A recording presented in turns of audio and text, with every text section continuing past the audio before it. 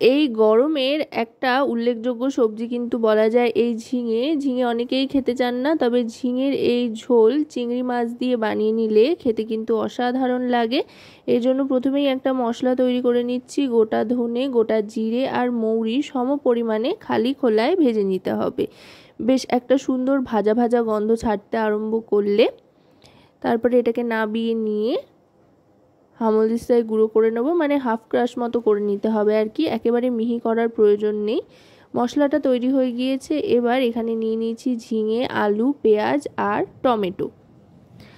এবার কড়াইতে সাদা তেল গরম করে প্রথমেই বেশ বড় বড় টুকরো করে একটু মোটা করে কেটে রাখা আলুগুলো দিয়ে দিচ্ছি। আলুটা কিন্তু প্রথমে ভালো করে ভেজে নিতে হবে। আলুটা একটু লালচে রং আসা পর্যন্ত ভাজতে হবে। আর আলুটা অর্ধেক ভাজা হলে দিয়ে দিতে হবে ঝিঙেটা। আলু আর ঝিঙে দুটোই কিন্তু গ্যাসের ফ্লেমটা হাই থাকা অবস্থাতেই ভাজতে হবে, কারণ ঝিঙে দিয়ে যদি গ্যাসের ফ্লেম লো করে দেওয়া হয় তাহলে কিন্তু জল ছাড়তে আরম্ভ করবে, তাতে কিন্তু সমস্যা তৈরি হয়ে যাবে। এখনই জলটা যাতে না ছাড়ে সেই জন্য হাই ফ্লেমে ঝিঙেটাকে ভেজে নিতে হবে। ঝিঙেটা একটু ভেজে নিচ্ছি হাই ফ্লেমে, খুব বেশি ভাজবার প্রয়োজন নেই, অল্প করেই ভেজে নিচ্ছি। অল্প করে ভেজে নেওয়ার পর ঝিঙে আর আলু দুটোই একসাথে তুলে নেব। তুলে নেওয়ার পর কড়াইতে আরও আরেকটু তেল অ্যাড করতে হবে। গোটা রান্নাটাই সর্ষের তেল বা সাদা তেল যে কোনো একটাতেই আপনারা করতে পারেন, তবে আজকে কিন্তু আমি সাদা তেলে করছি। ঝিঙে আর আলুটা তুলে নিলাম।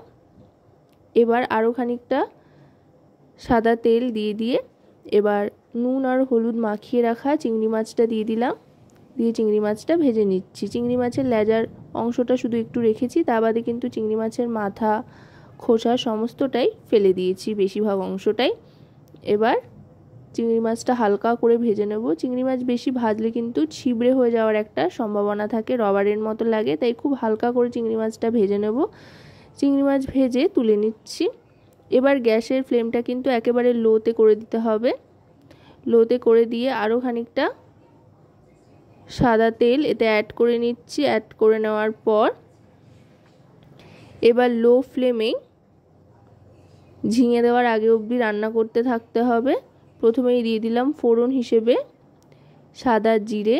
এবার দিয়ে দিচ্ছি পেঁয়াজ কুচি। পেঁয়াজ কুচিটা মিডিয়াম টু লো ফ্লেমে ভাজতে থাকবো।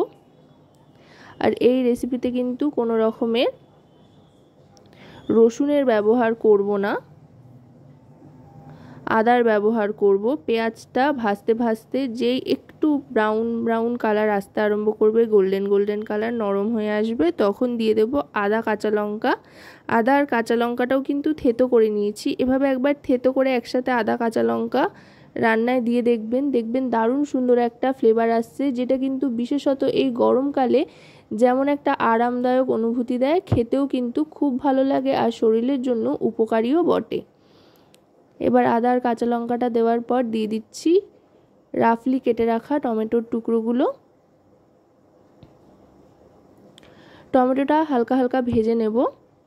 টমেটোটা ভাজতে ভাজতে গ্যাসের ফ্লেমটা লোতে করে দিয়ে সমস্ত গুঁড়ো মশলাগুলো এক এক করে দিয়ে দেব। প্রথমেই দিয়ে দিচ্ছি হলুদ গুঁড়ো 1 টিস্পুন পরিমাণে, তারপর দিয়ে দিচ্ছি Kashmiri red chilli powder 1 teaspoon পরিমাণে, আর পরিমাণ মতো নুন। আপাতত নুন, লঙ্কার গুঁড়ো আর হলুদ গুঁড়ো দিয়েই টমেটো, পেঁয়াজ আর আদা লঙ্কাটাকে কষিয়ে নেব। সামান্য একটু জল দিয়ে দেব যাতে মশলাটা লেগে না যায় আর টমেটোটা একেবারে যাতে নরম হয়ে গলে যায়, সেই জন্য সামান্য একটু জল দিয়ে এবার ঢাকনা চাপা দিয়ে দেব। মোটামুটি 1 থেকে 1.5 মিনিট মতো ঢাকনা চাপা দিয়ে রাখতে হবে লো ফ্লেমে। 1 থেকে 1.5 মিনিট বাদে ঢাকনাটা সরিয়ে নিলাম। দেখুন টমেটোগুলো কিন্তু একেবারে নরম হয়ে গলে গলে এসছে, খুব সুন্দর একটা গ্রেভির টেক্সচার চলে এসছে। ঝোলের স্বাদটা কিন্তু এর থেকেই আসবে। এবার আগে থাকতে ভেজে রাখা ঝিঙে আর আলুটা দিয়ে মশলার সাথে ভালো করে মিশিয়ে নিচ্ছি। ঝিঙে আর আলু ভালো করে মিশিয়ে নিয়ে গ্যাসের ফ্লেমটা কিন্তু এবার হাইতে করে দেবো। হাইতে করে দিয়ে ঝিঙে আর আলুটাকে মেশাতে মেশাতে দিয়ে দিতে হবে যেই মশলাটা তৈরি করে রেখেছিলাম, গোটা ধনে, গোটা জিরে আর মৌরি দিয়ে সেই মশলাটা বেশ খানিকটা পরিমাণে দিয়ে দিলাম। এই মশলার স্বাদেই কিন্তু পুরো রান্নাটার মধ্যে একটা দারুণ সুন্দর ফ্লেভার আসবে, তাই এটা একটু বেশি করে দিতে হবে। ঝিঙে থেকে যেহেতু জল ছাড়ে তাই খুব বেশি জল আপাতত দিচ্ছি না, অল্প করে জল দিলাম। অল্প করে জল দিয়ে পুরোটা ভালো করে মিশিয়ে নিয়ে আবার গ্যাসের ফ্লেমটা এবার মিডিয়াম টু লোতে করে দেব। লোতে করে দিয়ে সবটা একধার করে আনবো, করে এনে ঢাকনা চাপা দিয়ে দেবো। এইটুকু জলেই হয়ে যাবে যেহেতু ঝিঙে থেকে অনেকটা জল ছাড়বে। এখন মোটামুটি 2 থেকে 4 মিনিট মতো ঢাকনা চাপা দিয়ে রাখতে হবে ঝিঙে আলু সেদ্ধ হওয়ার জন্য। 4 মিনিট বাদে ঢাকনাটা সরিয়ে নিলাম। দেখুন দারুণ সুন্দর একটা কালার এসছে, আর ঝিঙে আলু এগুলোও কিন্তু খুব সুন্দরভাবে সেদ্ধ হয়ে গিয়েছে। দেখুন আলুটা কত সুন্দর নরম হয়ে গিয়েছে। আলু যখন নরম হয়ে গিয়েছে, সেদ্ধ হয়ে গিয়েছে, ঝিঙেও তার মানে সেদ্ধ হয়ে গিয়েছে। ঝিঙে এমনিতেই খুব নরম সবজি। এবার ভালো করে ফুটিয়ে নিয়ে পরিমাণ মতো চিনি দিয়ে আরও খানিকক্ষণ এটাকে রান্না করতে হবে, মোটামুটি 20 থেকে 30 সেকেন্ড মতো। আশা করব রেসিপিটি আপনাদের ভালো লাগবে। রেসিপিটি ভালো লাগলে অবশ্যই রান্নাবাটি চ্যানেলটিকে লাইক, শেয়ার, কমেন্ট করে আমাদের পাশে থাকবেন। এবার ভেজে রাখা চিংড়ি মাছ আর কয়েকটা চেরা কাঁচা লঙ্কা দিয়ে দিলাম। চেরা কাঁচা লঙ্কাটা দিলাম, এতে করে দেখতে বেশ সুন্দর লাগবে। আর যারা বেশি ঝাল খেতে পছন্দ করে তারা ভাতের সাথে মেখে খেতে পারবে। আপনারা বাড়িতে চাইলে এই কাঁচা লঙ্কাটা অ্যাভয়েড করতে পারেন। এবার চিনিটা দিয়ে দিলাম, দিয়ে আরও খানিকক্ষণ মিশিয়ে 1 মিনিট মতো স্ট্যান্ডিং টাইমে রেখে দেবো। সাধারণত দুপুরবেলা গরম গরম ভাতের সাথে খেতে কিন্তু অসাধারণ লাগে ঝিঙে চিংড়ির এই ঝোল।